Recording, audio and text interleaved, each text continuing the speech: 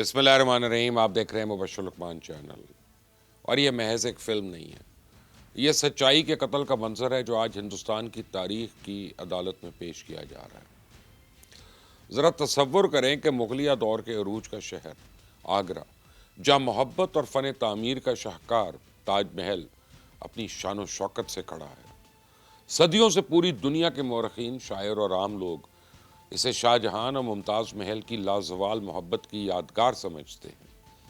لیکن اچانک ایک فلم کا پوسٹر سامنے آتا ہے اور تاج سٹوری، جو تاریخ کے اس آفاقی سچ پر ایک گرز کی طرح وار کرتا ہے. یہ پوسٹر یہ تاثر دیتا ہے کہ جو عمارت آپ کو نظر آ رہی ہے وہ صرف ایک پردہ ہے، اور اس پردے کے پیچھے ایک چھپا ہوا سچ ہے جو اب ایک کورٹ روم ڈرامے کی شکل میں سامنے لایا جائے گا.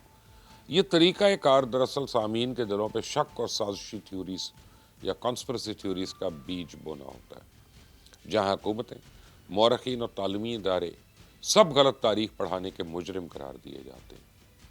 یہ ڈرامائی انداز ناظرین کو یہ یقین دلاتا ہے کہ کسی ممنوعہ راز کے بارے میں جاننے والے ہیں، اور یہی وجہ ہے کہ اس قسم کا بیانیہ عام لوگوں میں تیزی سے مقبول بھی ہوتا ہے. ہندوستان میں آج صرف عمارتیں ہی نہیں، ہماری مشترکہ تاریخ کا ہر باب خطرے میں ہے. یہ منظم حملہ ہے جو ایک ہی وقت میں کئی محاذ اور تاریخی عمارات پر ایک ساتھ کیا جا رہا ہے. جیسے بابری مسجد کو گرا کر تاج محل، قطب مینار اور یعنی اسلامی شناخت کو جھٹلا کر، اور فلم انڈسٹری میں دی تاج سٹوری، پدماوت، ہیرا منڈی، پانی پت اور تخت جیسی فلموں کے ذریعے مسلم تاریخی کرداروں کو شیطان بنا کر پیش کیا جا رہا ہے. پریش راول کی زیر قیادت آنے والی فلم دی تاج سٹوری اسی خوفناک سلسلے کی سب سے نئی اور سب سے زیادہ بے شرمی والی ایک کڑی ہے. یہ فلم ایک ایسے سیاسی بیانیے کو تقویت دیتی ہے جو طویل عرصے سے ہندوستان میں زیر گردش ہے، کہ یہاں کے ہر مسلمان یادگار دراصل ہندو ورثے پہ قبضے کی علامت ہے. فلم کی بنیاد اس متنازع دعوے پر رکھی گئی ہے کہ تاج محل اصل میں ایک ہندو شیو مندر تھا جسے تیجو محالیہ کہا جاتا تھا. فلم کا موشن پوسٹر جو دکھاتا ہے کہ تاج محل کے گنبد سے شیو کا بت نکل رہا ہے، وہ تاریخ نہیں بلکہ ایک سیاسی ایجنڈے کا ہتھیار ہے. ہندوستان کی موجودہ سیاسی قیادت اس تاریخی تحریف کی مہم کی سرپرست اور انجن ہے، اور اس پہ تنقید ضروری ہے کیونکہ اس دور میں یہ جھوٹے بیانیے کو قومی دھارے میں لایا گیا.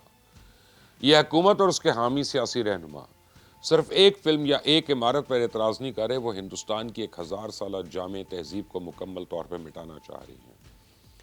بی جے پی کے رہنماؤں نے کھلے عام تاج محل کو متنازع بنانے کی کوشش کی. عدالتوں میں عرضیاں دائر کی گئیں جن میں مطالبہ کیا گیا کہ تاج محل کے 22 بند کمروں کو کھولا جائے تاکہ وہاں سے ہندو دیوی دیوتاؤں کی مورتیاں برآمد کی جا سکیں. اور یہ محض ایک سیاسی چال ہے جو اس بات کو نظر انداز کرتی ہے کہ آرکیالوجیکل سروے آف انڈیا اور عالمی مورخین نے بارہا یہ ثابت کیا کہ یہ دعوے بے بنیاد ہیں. مدراس ہائی کورٹ میں بھی ایسی ہی کوشش کی گئی. دلی ہائی کورٹ میں مختلف مسلم عمارت کی اصل حیثیت پہ سوال اٹھائے گئے. یہ سب کچھ اس لیے ہو رہا ہے کہ اس ملک کی موجودہ سیاستدانوں کے نزدیک ہندوستان کی تاریخ صرف ایک عقیدے کی اینک سے دیکھا جائے اور مغلوں کے دور کو غلامی کا دور قرار دے کے اپنے ووٹروں میں جذباتیت ابھارنے کی کوشش کی جائے. اس طرح کی سیاسی کوششیں اس ملک کے آئینی ڈھانچے اور سیکولر اقدار کو شدید نقصان بھی پہنچا رہی ہیں. اور یہ عمل صرف بڑی عمارتوں تک محدود نہیں ہے. فلم انڈسٹری میں جو کبھی تنقیدی اور آزادانہ اظہار خیال کا ایک اہم ذریعہ سمجھی جاتی تھی، اب تیزی سے اس پروپیگنڈا مشینری کا حصہ بنتی جا رہی ہے. حالیہ برسوں میں متعدد فلمیں جنہیں ناقدین فائلز کے زمرے میں رکھتے ہیں، ایک خاص سیاسی نظریہ کے عوام میں مقبول بنانے کے لیے بنائی گئی. ان فلموں کے ساتھ وہ فلمیں بھی شامل ہیں جو تخلیقی آزادی کے پردے میں مسلم تاریخ کو مسخ کرتی ہیں. ان کی سب سے بڑی مثال پدماوت جیسی فلمیں ہیں، جہاں ایک مسلم حکمران علاؤالدین خلجی کو اس طرح پیش کیا کہ وہ مکمل طور پہ ایک وحشی، جنونی اور درندہ صرف شخص نظر آتا ہے جس میں کسی قسم کی انسانی خصوصیت یا سیاسی بصیرت موجود ہی نہیں.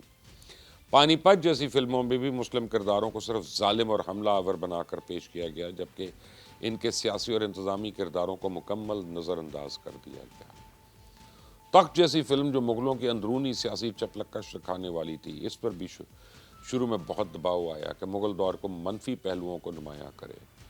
تو فلموں کے ذریعے یہ خاموش تحریف مسلم تاریخی کرداروں کی اہمیت اور ان کی مثبت اثرات ختم کر رہی ہے۔ اس کا مقصد یہ ثابت کرنا ہے کہ مسلمانوں کا پورا دور غیر ذمہ دارانہ زوال کا شکار تھا اور ان کا کوئی ورثہ بچانے کے لائق ہی نہیں ہے۔ اسی طرح ہیرا منڈی جیسی سیریز جو لاہور کی تاریخی ثقافت اور درباری آداب دکھانے کا دعویٰ کرتی ہے، مسلم اشرافی اور درباری خواتین کی تاریخ کو صرف رقاصاؤں، سازشوں اور عیش و عشرت تک محدود کر دیتی ہے۔ وہ اس دور کی سیاسی، علمی اور فنکارانہ اہمیت کو مکمل طور پہ نظر انداز کر دیتی ہے۔ یہ فلمیں صرف پرانی تاریخ نہیں بدل رہی بلکہ یہ آنے والی نسل کے لیے ایک نئی اور تقسیم کن تاریخ لکھ رہی ہیں۔ یہ ایک گہری ثقافتی جنگ ہے جہاں تاریخ کے ہر صفحے پہ نئے سوالات کھڑے کیے جا رہے ہیں اور پرانے حقائق شک کی نظر سے دیکھے جا رہے ہیں۔ دی تاج سٹوری کے تناظر میں یہ دیکھنا بھی ضروری ہے کہ تیجو مہالیہ کا نظریہ خود کتنا کھوکھلا ہے۔ یہ دعویٰ ایک متنازع اور غیر مستند شخص بی این اووک کی ریسرچ پر مبنی ہے جو کہ اس سے پہلے بھی یہ دعویٰ کر چکے ہیں۔ ویٹیکن سٹی میں سینٹ پیٹرز میں بھی اصل میں ہندو مندر تھا۔ مستند تاریخ دان اور آرکیالوجیکل سروے آف انڈیا بارہا واضح کر چکے ہیں۔ تاج محل کی تعمیر کے کوئی ایسے ثبوت نہیں ملے جو اسے شیو مندر کی باقیات ثابت کرتے ہوں۔ اس کے برعکس شاہ جہاں کے دور کی دستاویزی ثبوت، درباری تاریخیں اور یورپی سیاحوں کے سفر نامے واضح طور پہ اس کے مغل مقبرے ہونے کی تصدیق کرتے ہیں۔ ان تمام کوششوں کی مشترکہ نقطہ جو ہے یہ ہندوستان کی تاریخ کو دو الگ اور متضاد مذہبی بلاکس میں تقسیم کر دیا جا رہا ہے، ایک ہندوستانی اور دوسرا غیر ملکی یعنی مسلم۔ حملہ آور یہ نقطہ نظر دراصل ہندوستان کے جامع تہذیبی ورثے کو جھٹلاتا ہے جو صدیوں سے باہمی اثرات سے پروان چڑھا۔ یہ سارا عمل تہذیبی قوم پرستی کی ایک بڑی حکمت عملی کا حصہ، جس میں ہر تاریخی عمارت یا روایت کو پہلے ہندو اور بعد میں غیر ملکی زاویے سے دیکھا جاتا ہے۔ یہ سیاسی قوتیں یہ سمجھتی ہیں تاریخی ورثے پہ کنٹرول حاصل کرنا موجودہ سیاسی اقتدار کو قانونی جواز فراہم کرتا ہے۔ جب تاج محل کو مندر ثابت کرنے کی کوشش کی جاتی ہے تو اس کا مقصد صرف ایک عمارت کی ملکیت بدلنا نہیں بلکہ یہ پورے مغل دور کی قانونی حیثیت اور ہندوستان میں مسلم موجودگی کے 1000 سالہ تسلسل کو چیلنج کرنے کے مترادف ہے۔ ایک ایسے دور ہے جہاں معلومات کی بیماری ہے، جذباتی اور ڈرامائی بیانیہ ٹھوس تاریخی تحقیق پر اسے آسانی سے غالب آ جاتا ہے، اور دی تاج سٹوری بالکل اس کمزوری کا فائدہ اٹھا رہی ہے۔ اس طرح فلمیں ہندوستان کے مستقبل کے لیے خطرہ یا خطرناک نظیر قائم کرتی ہیں جہاں تاریخ کے نام پہ پروپیگنڈا غالب آ جائے اور سچائی کا تعین سیاسی طاقت کے ذریعے کیا جائے، نہ کہ تاریخی شواہد کے ذریعے۔ اگر آپ میری اس بات سے متفق ہیں تو کامنٹس میں اپنی رائے دیجیے گا، اس چینل کو سبسکرائب کریے گا، بیل آئیکن کو پریس کریے گا۔ اپنا خیال رکھیں۔ اللہ حافظ۔